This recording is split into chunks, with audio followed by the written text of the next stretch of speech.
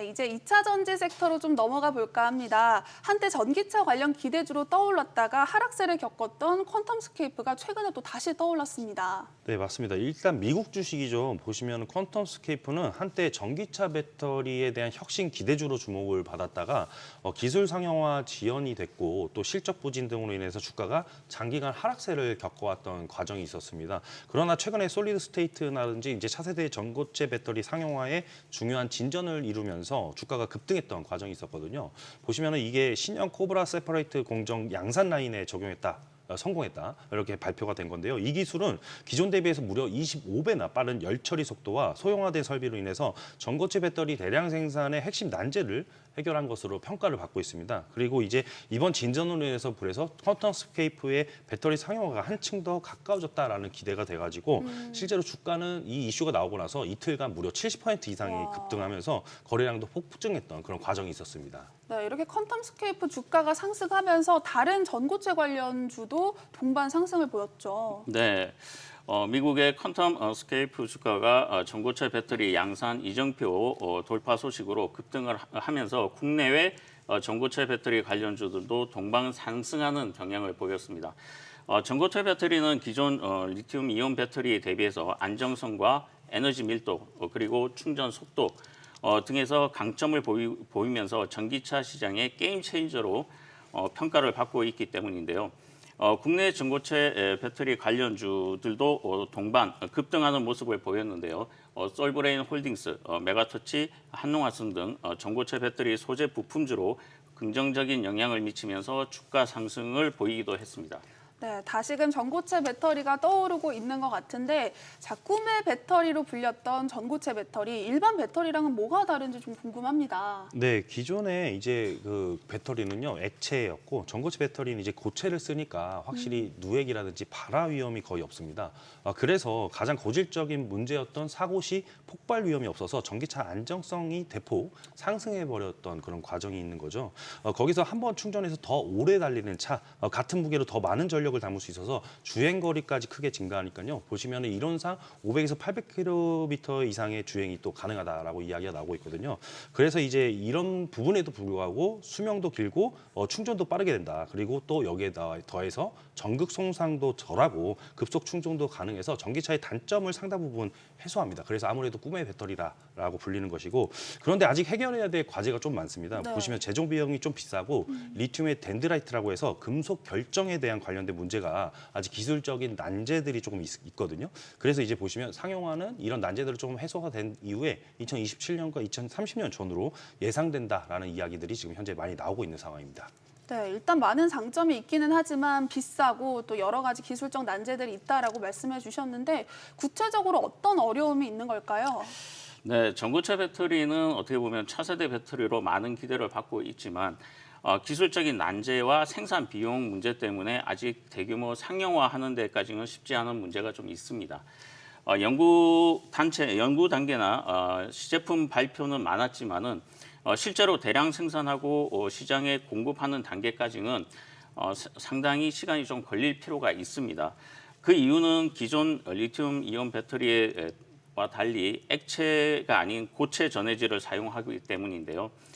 이 소재를 대량으로 안정적으로 생산하는 것에 대한 어려움이 있고요. 그다음에 전극과 고체 전해질 사이에 접촉 저항이 높아서 성능 저하가 나타날 수 있는 인터페이스를 좀 해결해야 되는 문제가 발생할 수가 있습니다. 기존 배터리 생산 설비와 달라서 새로운 공정과 장비가 필요한데 공정 난이도가 좀 높고 마지막으로 생산 단가가 높아서 상용화에 대한 걸림돌이 되고 있다고 보시면 좋을 것 같습니다. 다만 최근 BMW 등 일부 글로벌 자동차 회사들이 전고체 배터리에 대한 시범 테스트를 진행하고 있어서 그 시기가 단축될 것으로 전망이 됩니다. 네, 이런 와중에 국내 기업들의 상황은 어떤지도 궁금한데요. 우리나라 기업들의 개발은 지금 어느 수준까지 왔나요? 네, 우선 이제 개발 수준을 따져본다면 배터리 셀 3사의 이야기를 조금 다뤄봐야 되겠어요. 네. 그래서 삼성 SDI라든지 SK온, 그다음에 LG 에너지 솔루션 등의 배터리 3사 입장에서는 현재 각자 상용화를 목표로 해서 기술 개발에 좀 속도를 내고 있습니다. 그래서 삼성 SDI 입장에서는 국내 기업 중에 가장 빠르게 2027년 하반기 상용화를 목표로 하고 있고요. 이미 전고체 배터리 전용 파일럿 라인을 구축을 해가지고 글로벌 완성차 업체에 샘플을 공급 중입니다. 특히 무응급 기술로 에너지 밀도와 안정성 측면에서 높은 평가를 좀 받고 있고요. 그리고 SK온 입장에서는 구체적인 상용화 목표 시점은 아직 공식적으로 공개되지는 않았으나 네. SK온은 그래도 고분자라든지 화물계의 기반 전고체 배터리를 동시에 개발 중이고 사실 이제 LG 에너지 솔루션 입장에서는 2차 전지 박사 김정은 자문형님께서 좀 소개시켜 주세요. 네. LG 에너지 솔루션은 어쨌든 안정성에 초점을 좀 맞췄다 그러면 앞에서 말씀했던 삼성 SDI는 좀 속도전으로 개발을 진행하고 있다라고 보시면 될 것 같습니다. 그래서 LG 에너지 솔루션 같은 경우에는 본격적인 상용화는 2030년에서 35년 사이가 될 것으로 예상을 하고 있고요. 네. 이는 아까도 말씀을 드렸지만은 이전에 배터리에 대한 어떤 안정성 이 부분에 포커스가 좀 맞춰져 있는데 2024년부터 파일럿 라인을 구축해서 양산 기술 확보에 집중을 하고 있고요. 현대차와 에코프로 등 완성차 그리고 소재 기업들 관련해서 기술에 적극적으로 투자를 하고 있다라고 보시면 좋을 것 같습니다. 전고체 배터리는 에너지 밀도와 안정성이 뛰어난 꿈의 배터리로 불리는 만큼 향후 상용화 시 글로벌 배터리 시장에서 판도를 크게 가져올 거라고 보고 있기 때문에 네. 국내 기업들도 아직 상용화에 성공한 기업은 없지만 선두권에서 치열한 경쟁을 하고 있다라고 보시면 좋을 것 같습니다. 네, 차세대 배터리인 전고체 배터리에 대해서 이야기 나눠보고 있는데요. 더 많은 자료와 분석이 필요하신 분들은 카카오톡 채널 주식이 궁금할 때를 검색하셔서 꼭 친구 추가 버튼 누르시고요. 친구 추가를 하시면 채널에서 자문역들에게 직접 질문을 하실 수가 있습니다. 많은 참여 부탁드립니다. 자, 전고체 배터리 이야기 나눠보고 있는데 일단은 상용화를 위한 경쟁이 치열하게 일어나고 있습니다. 일단은 상용화가 되기만 하면 이 완성차 기업들은 발빠르게 움직여야 될 것 같아요. 네, 확실히 이제 전고체 배터리가 상용화, 가시권에 이렇게 들어오면서 완성차 업체들의 움직임도 본격화되고 있는 과정인데요. 글로벌 자동차 제조사들도 2025년 시제품을 공개하거나 파일럿 생산 라인에 이렇게 돌입을 하고 2030년을 전후로 해가지고 본격적인 대량 생산에 나설 계획입니다. 그래서 현대차 역시 2025년 파일럿 라인을 공개를 하고 2030년 양산 목표로 이렇게 대규모 투자를 단행 중이고요. 자체 기술 확보라든지 배터리 내재화라든지 이런 전략들을 통해서 주도권을 조금 확보하려고 하는 움직임이 있습니다. 그래서 전고체 배터리가 적용된 차량 자체가 주행 거리나 충전 속도 그리고 안정성 측면에서 기존 전기차를 이제 크게 능가하게 되는데 도요타라든지 폭스바겐 그리고 BYD 등의 글로벌 주요 업체들도 마찬가지로 2025년 같이 2027년 사이에 시제품 개발과 제한적인 이제 적용을 조금 시작을 한다라고 말씀드리고 2030년부터는 무려 대규모 생산 라인을 모두 다 같이 예고를 하고 있습니다. 특히 여기서 도요타는 하이브리드 차량부터 전고체 배터리를 적용을 하면서 이후에 순수 전기차로 확대할 방침이고요. 그리고 이제 배터리 내재화라든지 그다음에 공급망 개편까지 완벽하게 완성차 산업에 대한 전반적인 구조를 바꾸게 되는 그런 계기로 전환될 가능성이 큽니다.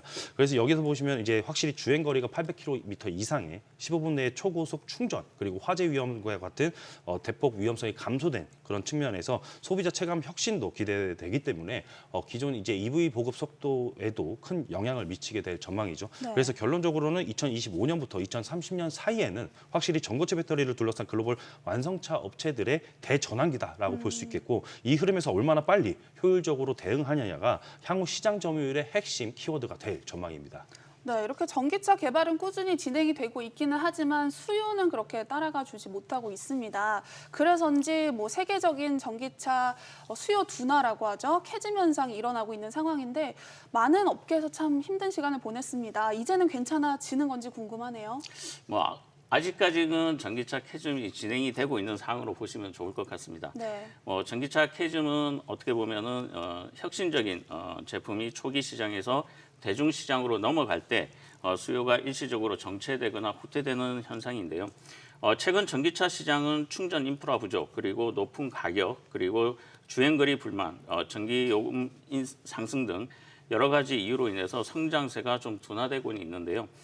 실제로 글로벌 전기차 판매 성장률은 2022년도에 54.4%에서 2023년도에는 35.2% 그리고 2024년 상반기까지는 20.8%로 점차 둔화되는 모습이 현재까지는 좀 이어지고 있다라고 보시면 좋을 것 같습니다. 2025년 현재 전기차 시장에서도 캐즘의 벽을 완전히 넘지는 못했습니다. 하지만 장기적으로는 이 성장세가 조금씩 이어지면서 캐즘도 해소되어 갈 것으로 판단이 됩니다.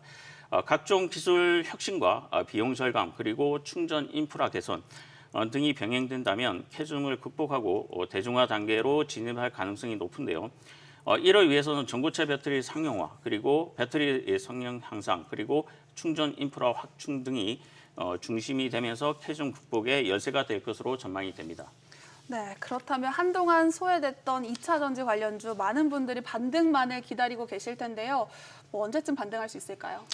네. 어려운 질문인데 네. 최근 보시면은 이거 2차 전지 투자 심리를 보시면 2023년부터 하반기부터 2025년 초까지 2차 전지 관련주가 이제 전기차 수요 둔화라든지 미국 정책 불확실성 그리고 중국 업체의 기술 가격 공세 등으로 인해서 복합 악재가 터졌어요. 그래서 불확실성이 계속 지속되면서 주가 조정이 계속 이어졌던 상황이었습니다. 그런데 올해 5월부터 보시면 대형주 중심으로 점진적인 반등이 서서히 나타나고 있는 과정이다 말씀드립니다.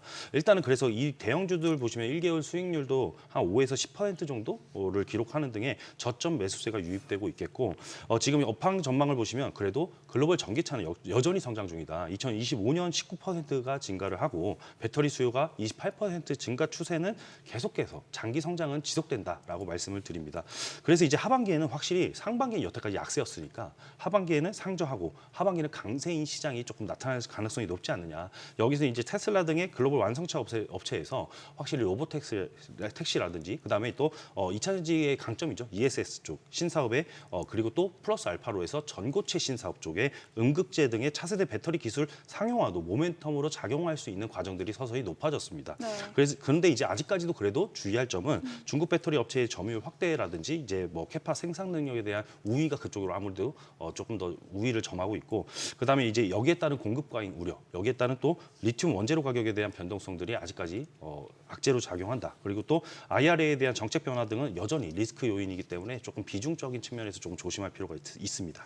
네, 뭐 여전히 리스크 요인이 있다라고 말씀을 해주셨는데 그렇다면 2차 전지 관련주 투자를 할 때 어떤 점을 좀 조심하면 좋고 전략을 어떻게 가져가는 게 좋을까요? 네, 그러면 확실히 지금 그러니까 일부 증권사들 입장에서도 실적 바닥 신호는 조금 감지가 되고 있지만은 업황 회복의 확실한 신호가 나오지는 않고 있다라고 이야기가 나오고 있어요. 그러니까 한마디로 보수적 접근이 조금 필요하다라고 말씀을 드리는데 그렇기 때문에 이제 단순 테마 추종보다는 이제 확실히 기술력과 공급망의 우수한 기업들을 유심히 보시자라고 말씀을 드립니다. 여기는 당연히 전고체라든지 고기능성 소재 등의 차별화된 경쟁력을 가진 종목에 선별적인 접근을 유효하겠고요.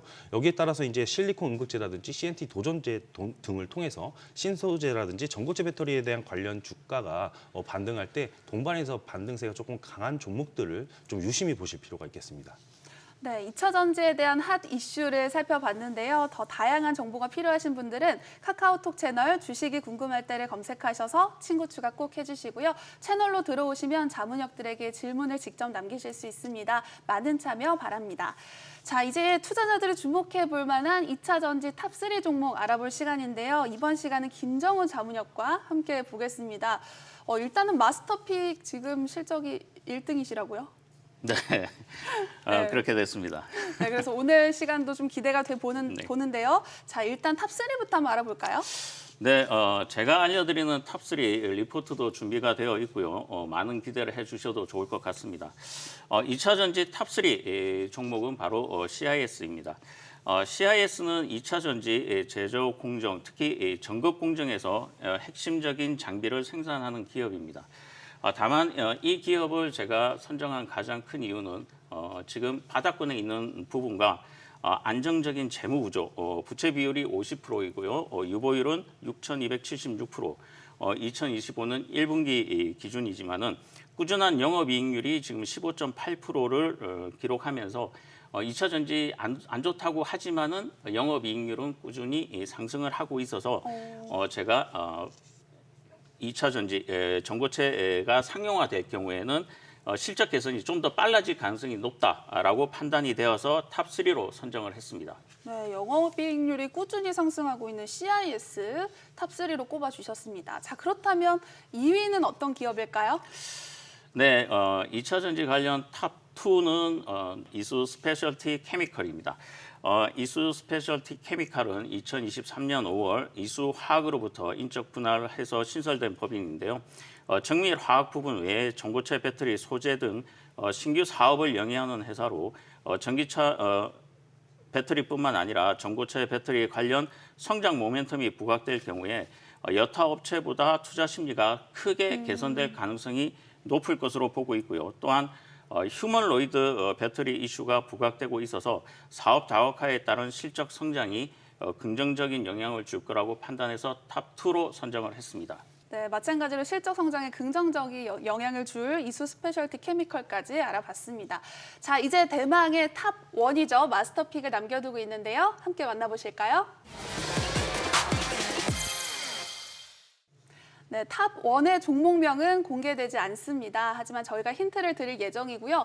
지금 바로 종목명이 궁금하다 하시는 분들은 카카오톡 채널 주식이 궁금할 때를 검색하셔서 친구 추가하시면 바로 확인하실 수 있으니까요. 종목명은 물론 분석 리포트까지 만나보시기 바랍니다.